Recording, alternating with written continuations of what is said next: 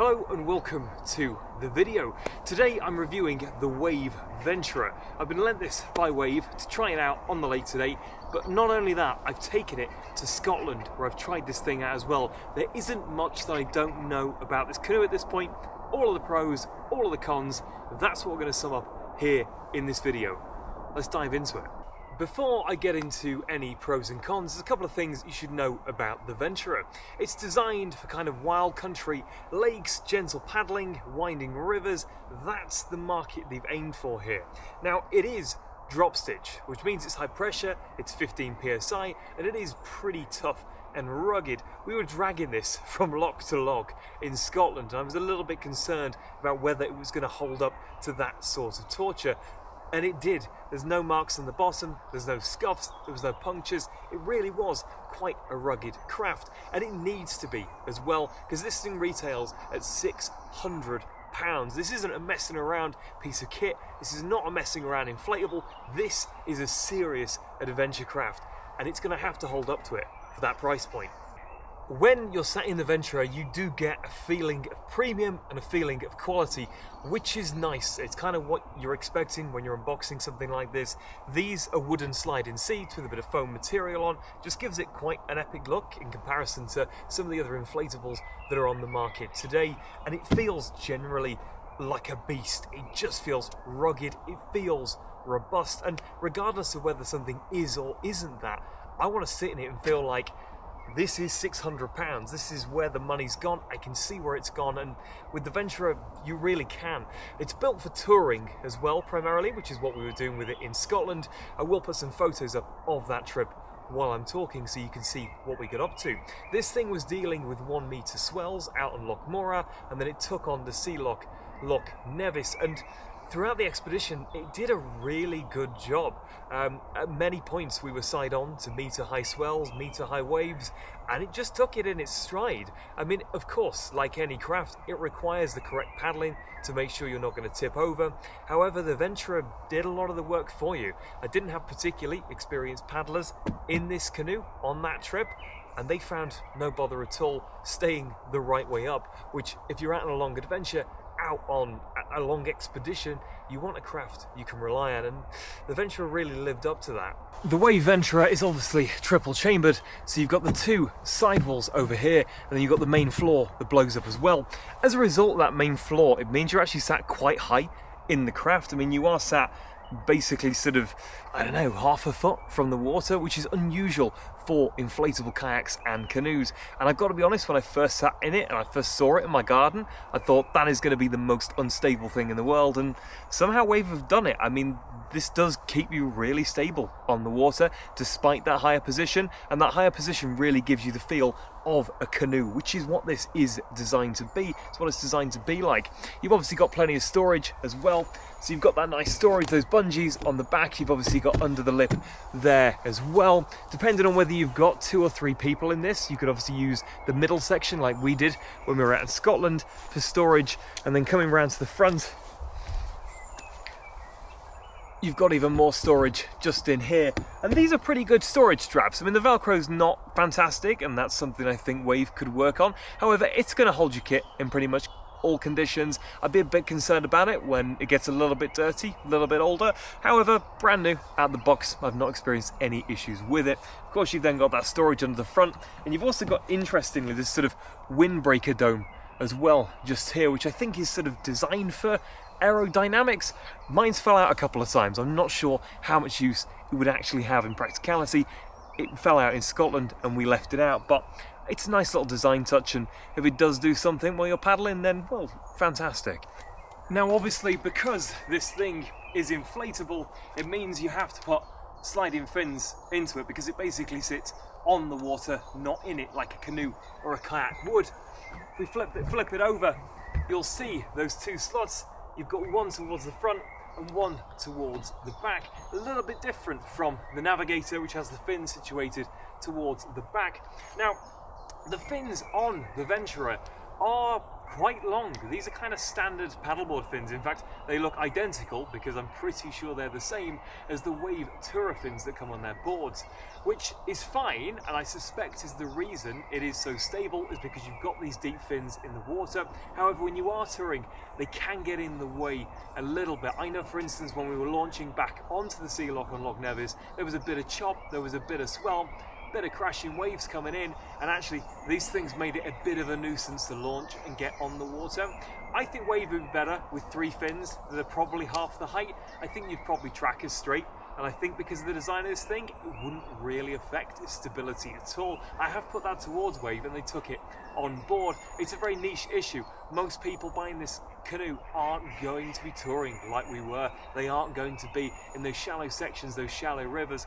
But again, I think for £600, you want it to be able to do that. You want it to be that everywhere craft, and I think that simple upgrade would make it. However, you could swap these out for a pair of flexible river fins, which I've got a feeling would do a very similar job to what I'm suggesting anyway, so it's just something to bear in mind. This is a 3-seat canoe, and unlike most craft that say they're 2 to 3 people, this really is for 3 people as well. I mean, I'm 6'1", and if I was sat in the front position, the middle position, or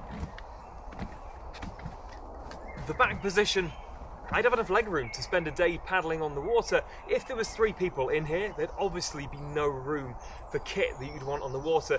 You'd be able to get some in the bungee, some behind me, but with 3 people, it really is just a day paddling craft.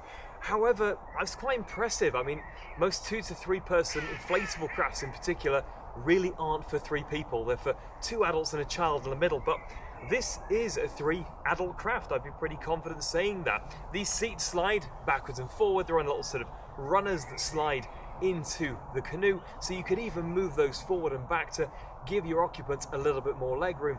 Chances are you're not going to have 3 6'1" people in this canoe. However, if you wanted to, you could. The weight limit on this thing is around about 200 kilos, which is more than enough realistically for 3 adults, and I suspect, like most weight limits, it would hold many more people than that. Before I take the Wave Venturer out on the water, get you a few shots of what it looks like and show you what this thing can do and how quick it feels on the water as well, I would just like to run through a couple of the cons, a couple of things I personally noticed while we were using this on a 2-day expedition. And I should highlight, most people will not be doing this with it. However, I feel a trip like that sometimes pushes a craft to its absolute limit, and you really find out what's wrong with it, what are the cons. Every product has them, and the Venturer is no different. The first one is the paddles. This isn't the paddle that comes with the canoe. The canoe actually comes with a set of kayak paddles from Wave. Now, I've never personally got on with these paddles, and for a canoe in particular, I don't want kayak paddles, I want canoe paddles. I've got a set of canoe paddles sat around, so I've swapped those in and used them with this craft. I will picture the kayak paddles as well so you can see what they look like, but personally I feel like that's an upgrade I would have to make if I was buying this craft for the first time and I didn't already have a set of canoe paddles. The other problem was the seat. One of the back seats actually broke on us. They're held in, the little runners, by a set of screws across the back, and it's kind of quite a neat system. It works really well, but there is a lot of tension and a lot of pressure sat on those screws and sat on that seat, and as a result of that, those screws basically pulled out of the wood when it got a little bit wet. Now, we managed to fix this. We had a screwdriver on us, we screwed it into a new bit of wood, and we didn't have any issues after that. I reached out to Wave about this problem, and I think it was probably just a one-off thing. However, sadly, it was on the canoe that I got to review.